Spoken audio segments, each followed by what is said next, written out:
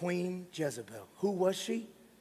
She was an evil princess that came into the people of God's house as a prophet, was given authority and power, but she didn't have God's back. She was a sent from the enemy himself. And she brought her culture, she brought her gods, she brought both Baal worship and Asherah worship.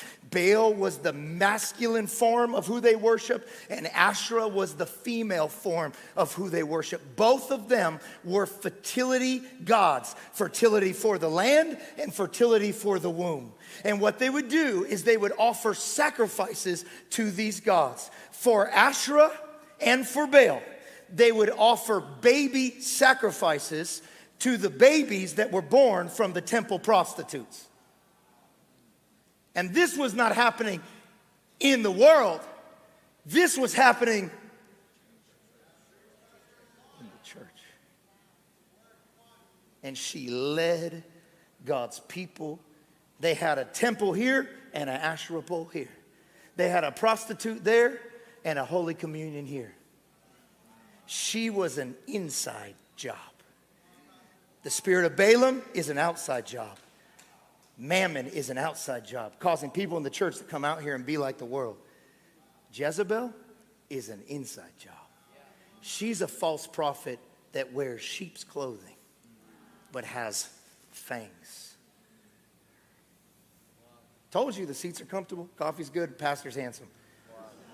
You okay? You still here? She was evil. She was wicked. In fact, of Jezebel, God said, the dogs will eat you. And that's exactly what happened. The horses trampled her and the dogs ate her. Because her own eunuchs threw her out the window because she was evil and wicked.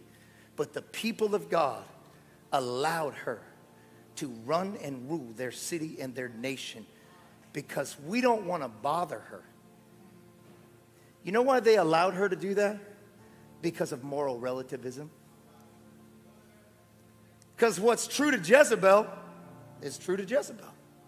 She's not wicked. She's just worshiping the culture that she knows. To her, child sacrifice is holy. Got quiet right there. To her, temple prostitution is like Holy Communion. So what's true to her ain't bother me. What's true to her is true to her. That's what moral relativism does. It says whatever you feel, whatever you think, whatever you need is the truth. But God says he is absolute truth. Amen. Unmovable truth. Unshakable truth. He says, I'm the same yesterday, today, and forever. You can build your life on me. I'm not like shifting sands or shadows. God does not change his mind like man. He's not one way in the 21st century and another way back in the Bible. The same God there is the same God here. You know why I love that? Because if my God healed in the Bible, he heals today. If my God saved people like Paul in the Bible, he can save people like me today. He's the same yesterday, today, and forever. So I asked Chat. How do you say it? Chat GPT. That's what I said. Yeah. Thank you, mustache. I love you. That's Chat GPT. I got on it. I got on the machine. And I said, Chat, tell me all the people in the Bible who live their life off of moral relativism. Like morals change based on how I feel or think or want to believe. And Chat, I'm sorry if you don't like this list, but I didn't come up with it. Chat came up with it. And I think Chat might be a little biased in a different way anyways.